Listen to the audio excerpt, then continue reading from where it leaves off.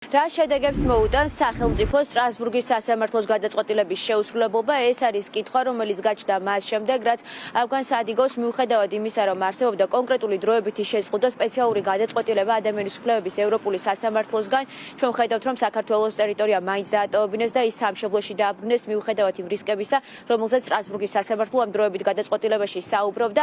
როგორც მართლმსაჯულების სახლის დამფუძნებელი, უფლებადამცველი ეკა ბესელია დღეს პიროლებთან საუბარში აცხადებს, არ არის გამორიცხული, რომ ამას კონკრეტული შედეგები მოჰყვეს და ეს შეიძლება იყოს დამატებითი სანქციები ქართული ოცნების ხელისუფლების წინააღმდეგ, რადგან საქართველო არის ევროპის საბჭოს წევრი ქვეყანა, მას აქვს კონკრეტული ვალდებულებები და აი ამ ვალდებულებების უგულებელყოფა ბუნებრივია, რომ უშედეგოდ არ დაჩება, ყველაფერზე კი პასუხისმგებელი იქნებიან ის მოსამართლეები, როგორც ეკა ბესელია ამბობს, ვინც ასეთი ტიპის პოლიტიკურ გადაწყვეტილებებს იღებს და მწვანე შუქს უნთებს ქართულ ოცნებას, თუნდაც სტრასბურგის სასამართლოს გადაწყვეტილებების დარღვევაში. აქ არის ძალიან სახიფათო პროცესი, რომელსაც ვხედავ ბოლო პერიოდში სტრასბურგის ადამიანის უფლებათა სასამართლოს გადაწყვეტილებებთან მიმართებაში. ადრე თუ უფრო მეტი მგრძნობელობა, მაღალი მიმღეობა იყო ამ გადაწყვეტილებების შესრულების, ეხლა ვხედავთ, რომ სასამართლოს მიმართაც უკვე უპატივცემულობას იჩენს საქართველოს მთავრობა. და პირველ რიგში მოსამართლეებს აკისრიათ ეს პასუხისმგებლობა, იმიტომ რომ მოსამართლის მიერ დარღვეული უფლებები მთლიანობაში მიიყვანს ქართულ სახელმწიფოს იმ სანქციებამდე, რომელსაც ადგენს შემდეგ უკვე ევროპის მინისტრთა კომიტეტი, როცა არასრულებს მონაწილე ქვეყანა დადგენილ სტანდარტებს, ანუ მიღებულ გადაწყვეტილებებს და ერთადერთი სადაც საქართველო არის წევრი დღეს ევროპული ფორმატის, ეს არის ევროპის საბჭო და თუ აი აქაც კი გამოიჩენს ის პატივცემულობას და ისეთ მიდგომებს, რასაც ბოლო პერიოდში ვხედავთ ჩვენ დასავლური სამყაროს მიმართ, ეს ძალიან მძიმე შედეგებს გამოიღებს.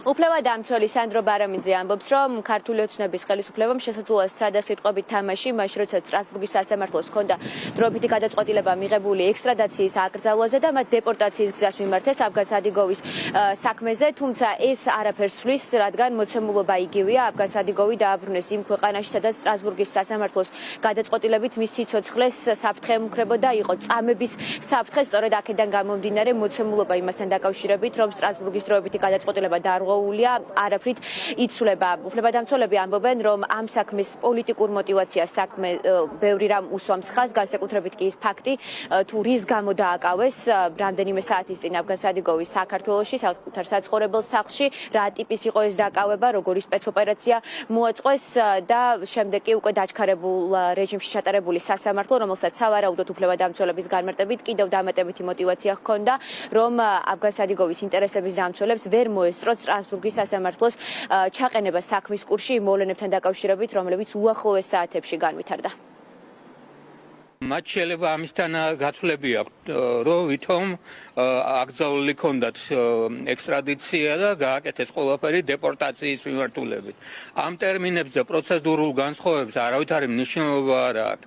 აკრძალვას აქვს არსებითი შინაარსობრივი მხარე, რომ არ შეიძლება დევნილი ადამიანი გადაეცეს ქვეყანას, სადაც მას დევნიან.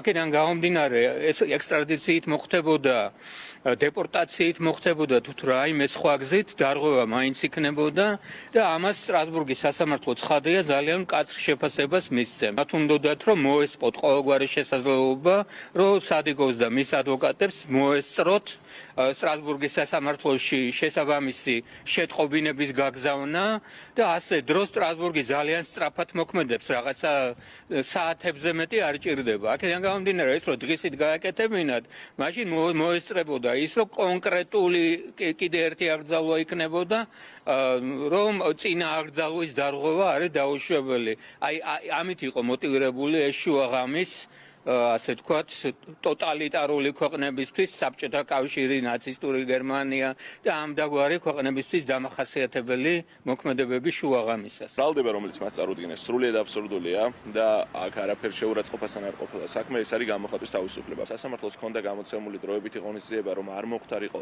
სადიგოვის გადაცემა აზერბაიჯანისთვის, რადგან მას იქ საფრთხე ემუქრებოდა.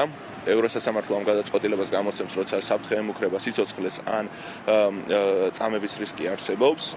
ეს გადაწყვეტილება ევროსასამართლოს გაუქმებული არ ჰქონდა და ისე მოხდა მისი გადაცემა. შუაღამისას დაცვის უფლების ჯეროვანი განხორციელების გარეშე მოხდა სადიგოვის გადაყვანა თბილისის საქალაქო სასამართლოში და ღამის 4 საათზე მიიღო მოსამართლემ გადაწყვეტილება მისი გადაცემის შესახებ.